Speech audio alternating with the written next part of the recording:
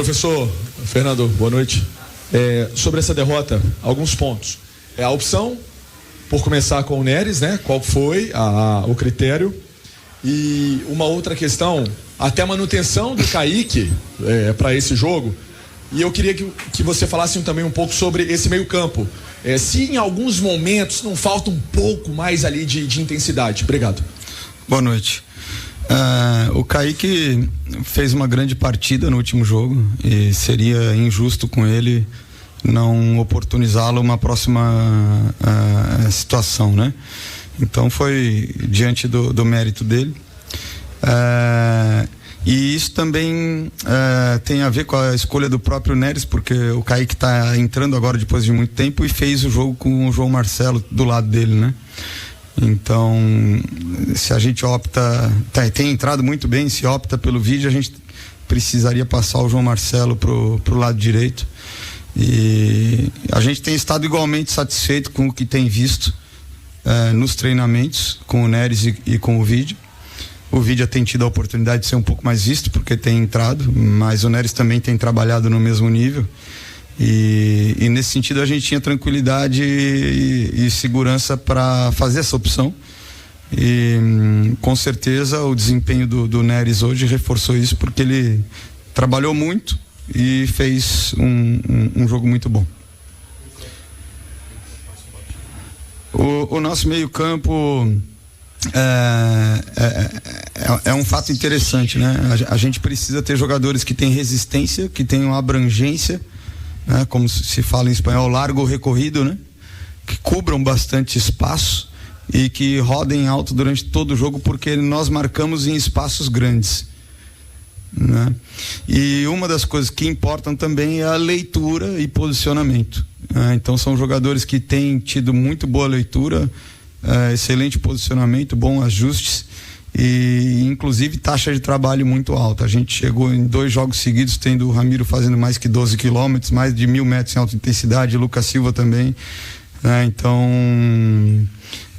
isso dá a garantia de que eles vão cumprir as missões que eles precisam cumprir, e além disso eles têm boa leitura, têm experiência e sabem comunicar bem dentro do campo. Então são aspectos aí importantes e que agregam bastante pra gente, né?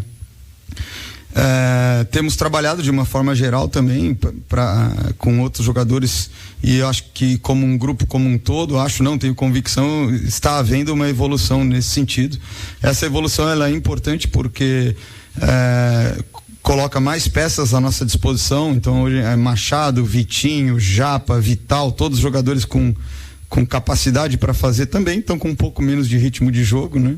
E às vezes a entrada depende daquilo que a gente pretende para o jogo. Mais alguma parte? Fechou. Ô Seabra, quando você fala do meio campo, se o meio campo hoje entregasse isso tudo, por que o Cruzeiro foi ao mercado buscar 3 contratações para o setor e fazendo altos investimentos? Não há uma diferença no que é falado e o que o clube foi fazer no mercado? Porque senão dava para priorizar esses investimentos em outras posições. Em alguns aspectos, os jogadores que estão sendo contratados, eles aportam outras características, tá certo? Então você tem no Wallace um jogador de grande estatura, que também é muito importante em situações de jogo aéreo, e que é uma opção interessante, né? Para também fazer essas funções, principalmente pelo centro ali do meio, ou jogando com 2 volantes, ou com 3 fazendo central, né? Tem uma característica muito forte defensiva, e também um jogador muito habituado ao futebol europeu e com um domínio muito bom dos princípios de defesa zonal, tá certo? Que é algo muito importante pra gente. E claro, temos outros jogadores, temos o Matheus Henrique, um jogador extremamente dinâmico, associativo, com muito movimento, que traz uma construção curta também, vindo mais de trás e podendo se associar e ter ações importantes de último terço, né? Então são contratações importantes no sentido de que vão se agregar àquilo que a gente tem construído e vão poder somar com características pessoais que são diferentes das características dos jogadores que tem aqui. Mas os jogadores que estão aqui hoje, eles têm aspectos importantes que os qualificam para exercer essas funções dentro de campo. Ô, Seabra, Helder Ferreira, canal A Voz Celeste. Eu creio que de fato houve uma grande coerência da sua parte, colocar o Neres, até porque ele é o jogador da posição, e também manter o Kaique na lateral esquerda, uma vez que ele foi muito bem no momento que o Marlon abriu espaço para isso. Só que teve um determinado momento que o Kaique, de forma muito cedo, foi amarelado, e o ímpeto dele deixou muito claro que ele se sentiu um pouco intimidado, porque ele sabe que hoje ele é titular, porque o Marlon foi expulso em 2 ocasiões, prejudicando muito o Cruzeiro. Uma pergunta a respeito do Kaique, se você concorda com essa observação. E o meio de campo do Cruzeiro, em determinado momento, no final do jogo praticamente, você colocou o time do Cruzeiro praticamente todo para frente, colocando o Vitinho e o Felipe Machado, e o Cruzeiro por muito pouco não fez o gol do empate. Ficou um pouco assim no seu pensamento, poxa vida, por que eu não fiz isso antes? Não houve uma certa demora nessa mexida? Bom, primeiro, em relação ao Kaique se sentir intimidado e ter medo de uma expulsão porque tem amarelo, eu não concordo, até porque não seria uma expulsão de vermelho direto, né? Fazendo esse paralelo que você traçou em relação às expulsões do Marlon. É um jogo pesado, em algum momento tem oscilação, mas acho que o Kaique foi muito bem, acho que inclusive ele teve muita personalidade no final do jogo, atacou bastante, rompeu a última linha sempre que possível, buscou fazer dobra ofensiva com o Arthur várias vezes. Em momentos que a gente tinha o nosso médio abrindo, o Kaique rompeu a última linha da defesa do Flamengo por dentro, fez isso 2 ou 3 vezes. Então eu acho que ele teve muita iniciativa, acho que ele teve muita personalidade de novo. Em relação a essa segunda questão que você colocou da demora para fazer a última troca, nós tínhamos o Kaique sentindo muito desgaste. E também tínhamos outros jogadores que eu também não vou expor pensando no próximo jogo, com dor, com pancada, e nós precisávamos segurar um pouco mais, porque eu só teria um momento e se eu troco só um jogador eu ia morrer sem fazer uma troca, tá certo? Entendo que os jogadores de meio campo estavam fazendo um bom jogo, tinham a leitura daquilo que estava acontecendo dentro do campo, e aí eu optei por dar a oportunidade do time se manter, até porque nós estávamos jogando melhor que o Flamengo, subindo pressão, provocando erros, recuperando bolas no interior do meio campo. Então a produtividade, a possibilidade de chegar ao empate, ela estava concreta. Então, em função dessas situações de desgaste e não correr o risco de terminar o jogo com um jogador a menos no campo, nós aguardamos um pouco mais, porque era o último momento e seriam 2 trocas. E aí apostamos no Machado, que é um jogador que tem chute de fora, que tem boa bola parada. O Flamengo já estava jogando mais baixo e acho que as qualidades do Machado como um distribuidor naquele momento seriam importantes. E o Vitinho, um jogador de muita dinâmica, entra na área, faz rupturas, faz transições defensivas e ofensivas muito bem. Então nós guardamos para esse momento. Infelizmente, na verdade não é que as trocas foram tarde, nós tivemos 4 minutos de jogo paralisado pela questão do VAR e 6 minutos de acréscimo, num jogo em que todas as substituições foram feitas, num jogo em que sumiram bolas no segundo tempo, num jogo em que o goleiro do Flamengo ganhou tempo em todos os tiros de meta no final do jogo. Então, se a arbitragem tivesse sido coerente e dado o acréscimo necessário, os jogadores teriam mais tempo para fazer um aperto final no Flamengo. Seabra, boa noite, Yuri Figueiredo, Rádio 3VL. Seabra, por que da opção da entrada do Matheus Vital, que vinha de lesão, e não do Vitinho, que fez o gol contra o Atlético Paranaense? Naquele momento nós queríamos colocar dois médios por dentro para buscar desmarcar um pouco o Matheus Pereira. E o Matheus Vital, ele é um jogador que, com a defesa do Flamengo fechada e muito sólida, ele tem o bate de fora muito bom. Certo, ele até tentou uma jogada, acabou não sendo feliz, mas ele tem essa característica e ele aportaria isso nesse momento do jogo e é um jogador de controle e o Flamengo tem um contra-ataque muito forte, então a gente precisava de um jogador com uma tomada de decisão que gera mais controle, que empurrasse o adversário, que nós ficássemos um pouco menos expostos ao contra-ataque naquele momento, e depois a gente optou pelo Vitinho, que é um jogador mais vertical, que arrisca mais, enfim, tentando fazer esse aperto final no final do jogo.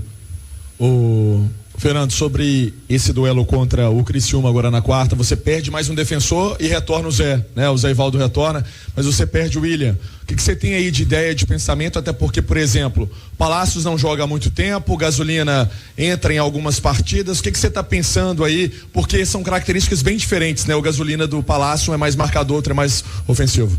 Isso eu me preservo o direito de manter o suspense, porque são características muito diferentes e eu não quero adiantar nenhuma informação que o Criciúma possa usar no jogo seguinte. Ô Seabra, o Cruzeiro vem com 100% de aproveitamento no Mineirão, né, como mandante, e como visitante, apesar de bons jogos, tem tido uma dificuldade para pontuar. Como corrigir isso, até mesmo antes aí de você receber os reforços com a abertura da janela? Esse é um ponto muito importante. Eu entendo que nós iniciamos nos 3 primeiros jogos tivemos um empate contra o Fortaleza, uma vitória contra o Atlético Goianiense, e depois tínhamos 2 partidas fora que tivemos bom desempenho e tivemos a desvantagem de ter um jogador a menos boa parte do jogo também, e isso tornou essa missão mais difícil durante esses jogos. Hoje nós seguimos com 11 até o final do jogo, acho que fizemos um jogo de imposição e de troca de domínio com o Flamengo. Acho que batemos de frente jogando na casa deles e tivemos mais oportunidades, na verdade. Tivemos mais oportunidades no segundo tempo do que o próprio Flamengo. O que nós temos que fazer é aprofundar essa ideia, continuar trabalhando nesse sentido para que nós consigamos desenvolver uma forma de jogar que ela se torne tão sólida que ela vai servir para a gente se impor dentro de casa e também ser eficaz fora. Tivemos oportunidades suficientes contra o São Paulo, contra o Bahia e contra o Flamengo, de ou ampliar ou de buscar uma desvantagem no placar, né? E nesse sentido, essa capacidade de transformar as oportunidades de gol em gol, né? Elas são fundamentais. Dentro de casa a gente tem conseguido, fora de casa não. Esse é um aspecto que a gente precisa buscar a evolução. Quando você fora de casa tem um desempenho num jogo desse nível e cria oportunidades, é importante que você concretize em gol. Fernando, também percebe-se que o Matheus Pereira é aquele falso meia esquerda. Por que falso meia esquerda? É um cara que tem uma qualidade técnica absurda que não tem, talvez, no futebol brasileiro. Só que ele fica muito avançado, e quem tem a responsabilidade de fazer a armação do Cruzeiro é, ora, Lucas Romero, que sempre foi um jogador de contenção, é o que fez ele virar o pitbull aqui no Cruzeiro, e hoje ele tem a função de armar as jogadas para o ataque, ora ele, ora o Lucas Silva. É possível mudar essa situação ou você acha que não, o esquema é esse mesmo, Matheus Pereira como terceiro atacante do Cruzeiro? Muitas vezes o Matheus Pereira ele é mais um quarto homem de meio de campo do que um terceiro atacante, e isso é uma variação que a gente coloca de forma estratégica, e também a leitura dele faz parte dessa escolha de qual espaço ele vai ocupar ou flutuar circunstancialmente. Eu entendo que o Romero seja um jogador muito dinâmico, de muita marcação, mas que tem feito um bom trabalho de construção. Hoje ele fez um jogo muito bom de construção, seja na fase de iniciação, seja dando suporte como terceiro homem no meio campo. Então, em muitos momentos nós conseguimos associações curtas com apoio por dentro e abrimos a jogada para o apoio dos laterais, ou demos sequência por dentro nas jogadas. Então, embora ele tenha como característica muito forte essa identidade de um jogador agressivo e defensivo, ele tem sido funcional na escolha dos passes, na distribuição e na execução das jogadas também.